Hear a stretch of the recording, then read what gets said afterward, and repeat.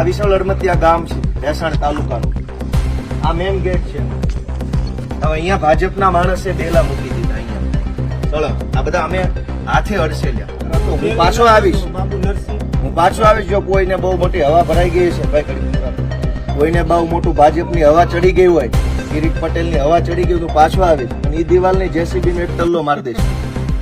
થોડાક દી ખમો મને નવરા પડે મશીન લઈને હું આવીશ અને કોણ મને ફાંસીએ ચડાવું જોઈ લઈશ. આટલી બધી નાગાઈ કરવાની. આ નિર્ણય થઈ ગયો, જેને મને ફાંસીએ ચડાવે ફાંસીએ ચડાવી દે. વિસાવદરના ધારાસભ્ય ગોપાલ ઇટાલિયા એક્શન મોડમાં આવી ગયા.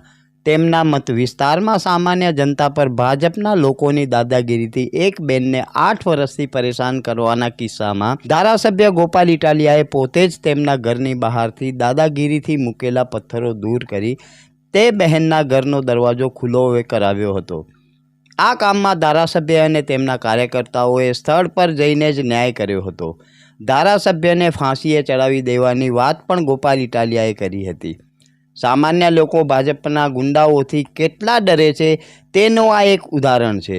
ગોપાલ ઇટાલિયાએ સામાન્ય લોકોને ભાજપના ગુંડાઓથી ન ડરવા માટે જણાવ્યું હતું અને આવા કોઈ પણ પ્રશ્ન થાય તો તેમનો સંપર્ક કરવા કહ્યો હતો. હદ તો ત્યારે થઈ ગઈ કે જેમણે જનતાને ન્યાય અપાવવાનો હોય તેવા રીઢા અધિકારીઓ પણ ભાજપના ચાટુકાર બની અને ભાજપની ગુલામી કરી રહ્યા છે.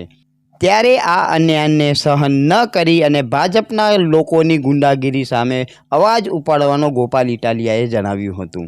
ગોપાલ ઇટાલિયાએ સ્થળ પર જ તેમના મતદારોને ન્યાય અપાવ્યો હતો અને તેમણે કહ્યું હતું કે આવી કોઈ પણ સમસ્યા થાય ગોપાલ ઇટાલિયા તેમનો ધારાસભ્ય હંમેશા તેમની માટે તૈયાર છે.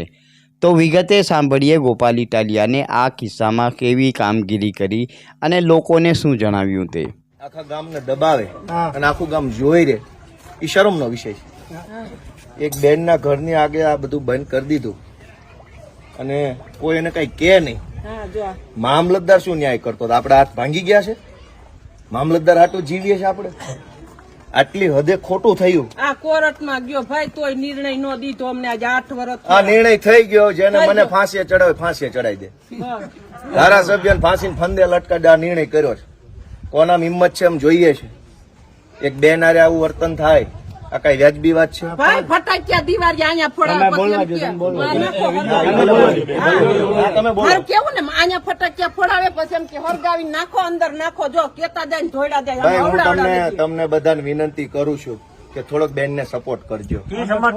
હે જે હોય ગુંડાનું નામ નથી લેવું. તમે બધા ભવિષ્યમાં ગમે જ્ઞાતિના હોય, બધી જ્ઞાતિના છે, બધા ધર્મના માણસો. ખોટું થતું હોય બોલવાની ફરજ તો બધા ધર્મમાં લખી છે કે નથી લખી? બધાના પોતપોતાના ધર્મ ગ્રંથોમાં છે કે નહીં? તો આ બેન ને બીજી વાર હતો હું પાછો આવીશ, જો કોઈને બહુ મોટી હવા ભરાઈ ગઈ છે ભાઈ ઘડીક નુરાભાઈ, કોઈને બહુ મોટું ભાજપની હવા ચડી ગઈ હોય, કિરીટ પટેલની હવા ચડી ગઈ, હું પાછો આવીશ અને એ દિવાલની જેસીબી નો એક ટલ્લો મારી દઈશ. થોડાક દી ખમો મને નવરા પડે મશીન લઈને હું આવીશ અને કોણ મને ફાંસીએ ચડાવું જોઈ લઈશ. આટલી હદે નાગાઈ કરવાની? આટલી હદે દાદાગીરી?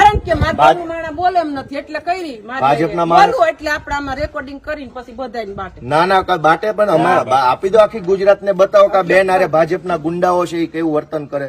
આ મેન ગેટ છે, થોડાક પાછા હટીને બતાવો તો. બધા પાછા હટી જાવ, શું ઘટના બની? આ મેન ગેટ છે બેનના ઘરનો. થોડા ભાઈ પાછા હટી જાવ, બધા નીચે હટી જાવ, બધા બતાવો તો, બેલા બતાવવા દો. આ બેનનું ઘર છે, આ વિશાળ અડમતિયા ગામ છે, ભેસાણ તાલુકાનું. આ મેન ગેટ છે એનો. હવે અહીંયા ભાજપના માણસે બેલા મૂકી દીધા. અહીંયા સળંગ આ બધા અમે હાથે અડસેલ્યા. 8 વર્ષથી આ ગેટ બંધ કરી દીધો. આવી નાગાઈ કરવાની, દાદાગીરી. શું કામ? તો કે હું ભાજપનો માણસ છું એટલે દાદાગીરી કરી. શું કામ? આ ભાઈ સીધા માણસ છે. આ બેલા અહીંયા મૂકી દીધા. અહીં સુધી લાઈન હતી અત્યારે. આમ આ ગેટની બહાર કેમ નીકળવાનું? તો બેને મને આજે હું ગામમાં આવ્યો, ફરિયાદ કરી, કીધું હાલો આપણે કાઢી નાખીએ બેલા. મામલતદાર શું કાઢવાનું? બરાબર. મામલતદાર ભાઈ આવતા જોઈને મુદ્દા પર જોઈને પાછા વયા જાય. ભાઈ બધા ભાજપ થી બીવે છે, ભાજપની લાજ કાઢે છે. આજે અમે ભેસાણ તાલુકાના વિશાળ અડમતિયા ગામે આ બેનના ઘરનો ગેટ ખુલ્લો કર્યો છે. જે ભાજપ વાળા મોકાતું હોય મને ફાંસીએ ચડાવી દે, હું જોઉં છું કોણ મને કઈ ફાંસીએ ચડાવે. આટલી હદે નાગાઈ કરવાની ગામડામાં ગરીબ માણસો હારે. નાના માણસો હોય, ગરીબ માણસો હોય કિરીટ પટેલ જ કરાવે છે સમજી લેજો. કે અહીંયા બેલા ગોઠવી દીધા ઘરની આમે 8 વર્ષ સુધી સળંગ. તો બહાર કેમ જવાનું, અંદર કેમ આ એક આવવાનું? પાયો કાઢ્યો ને તાર વંડી સણવા નહોતા દેતા, હાંજે પાયો ચોખ્ખો કરે એટલે બેલા ન્યા સણાવી દેતા. આ તો અમારા કડી આવે ચોખ્ખી કરી કરીને આ દિવાલ કરી. બીજી વાર અહીંયા બે બેલાઈ જો હલાવે ને, અમે જેમ નાખ્યા છે એમાંથી હલાવે ને તો મને ફોન કરી દેજો. અહીં જેમ પડ્યા છે ને એમાંથી હલાવે ને તો મને કહી દેજો. હું જોઈશ કોણ પાણી વાળો ભાજપ વાળો છે. એવું થોડું જ.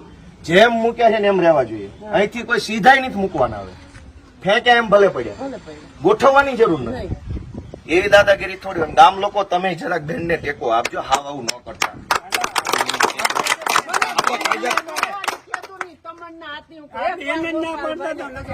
કાંઈ વાંધો નહીં. હવે હું બધાની રજા લઉં છું. ટેકો રાખજો જરા. બરાબર.